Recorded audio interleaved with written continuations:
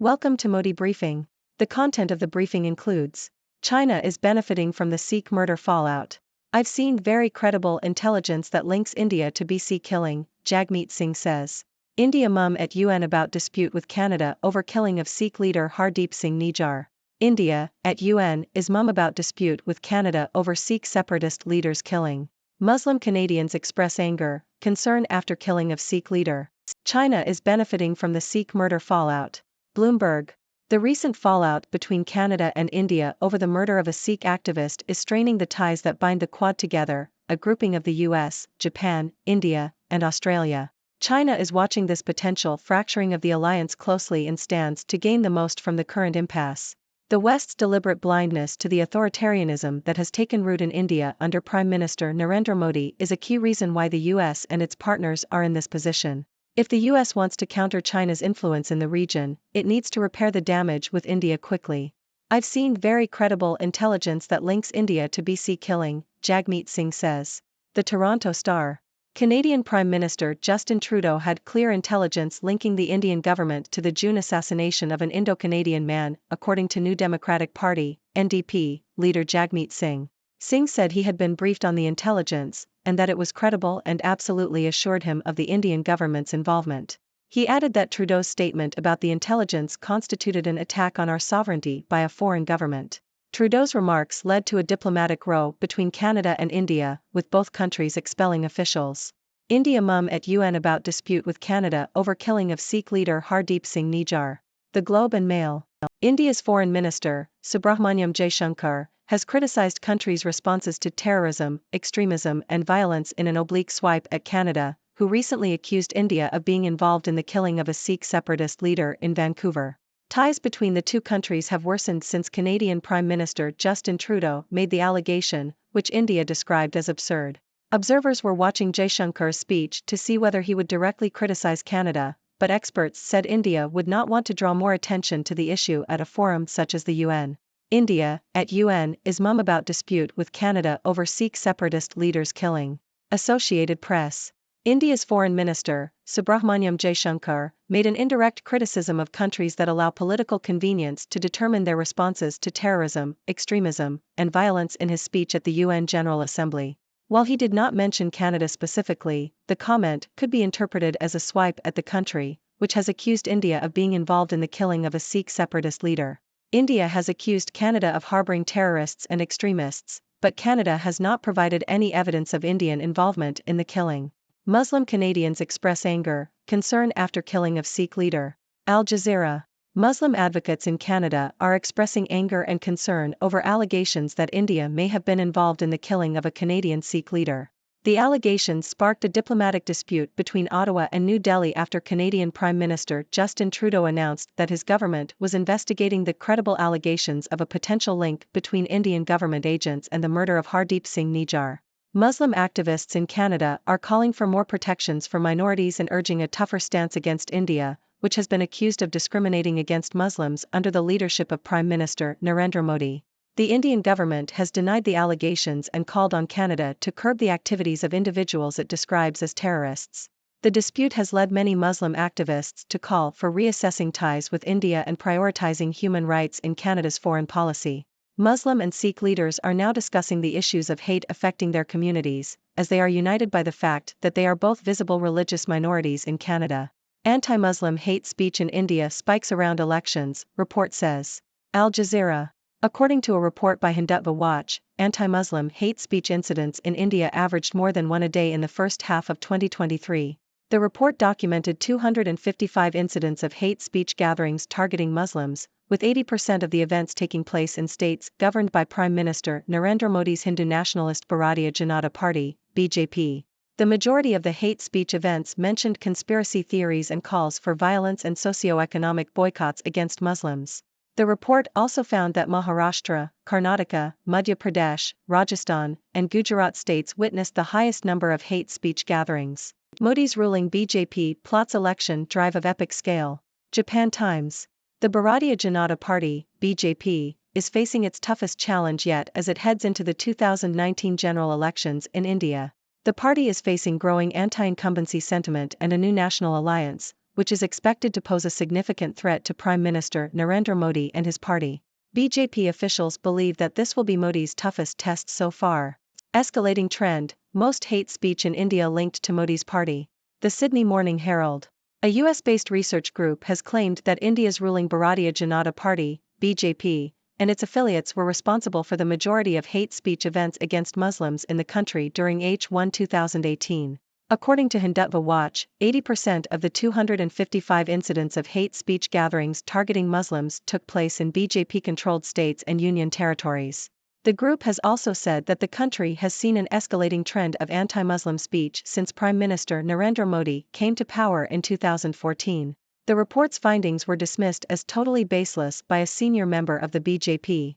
FBI warned prominent Sikhs of threats after murder of Hardeep Singh Nijjar in Canada. The Guardian.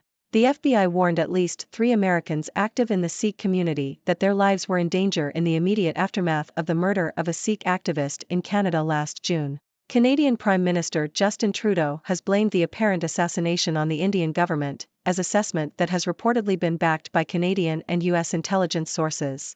The shocking accusation that India carried out an extrajudicial murder on Canadian soil, an allegation that has been denied by India, has prompted a re-examination of threats against Sikh separatists around the world.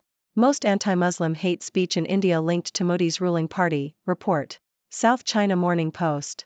Indian Prime Minister Narendra Modi's ruling party and affiliated groups were behind most hate speech against Muslims during the first half of the year, according to a report by Hindutva Watch.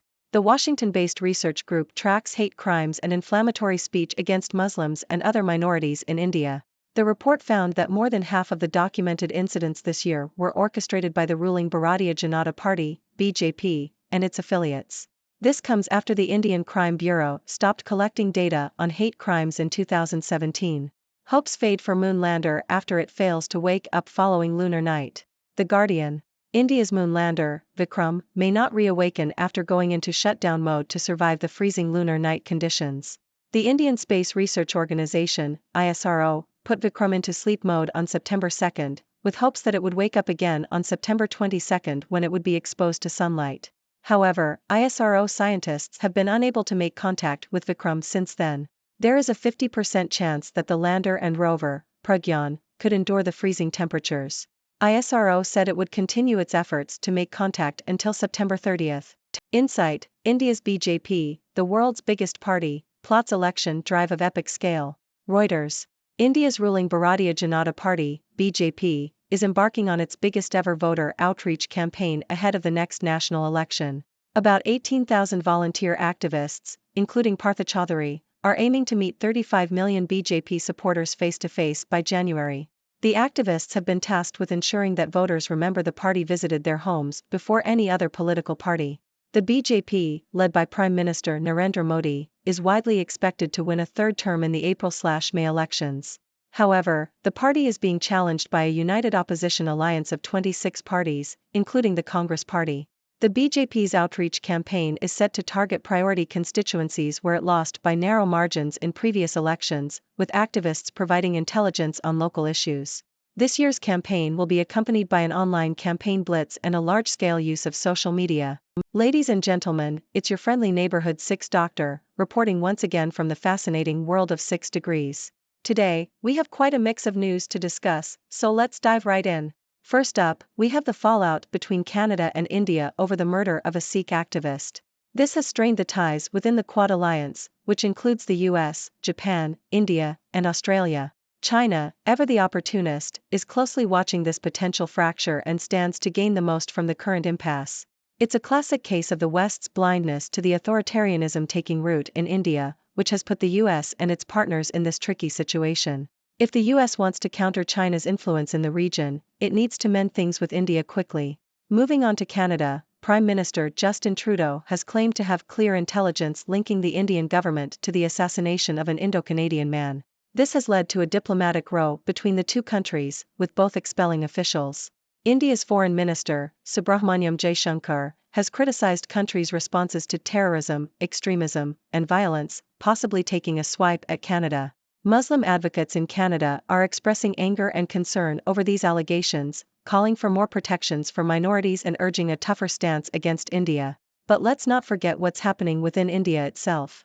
A report by Hindutva Watch has claimed that hate speech incidents against Muslims have been on the rise, with the majority of these events linked to Prime Minister Narendra Modi's Bharatiya Janata Party, BJP. This report has sparked controversy, with a senior member of the BJP dismissing the findings as totally baseless. As India heads into the 2019 general elections, the BJP is facing its toughest challenge yet, with growing anti-incumbency sentiment and a new national alliance posing a significant threat to Modi and his party. And finally, in space news, India's moon lander, Vikram, may not reawaken after going into shutdown mode to survive the freezing lunar night conditions.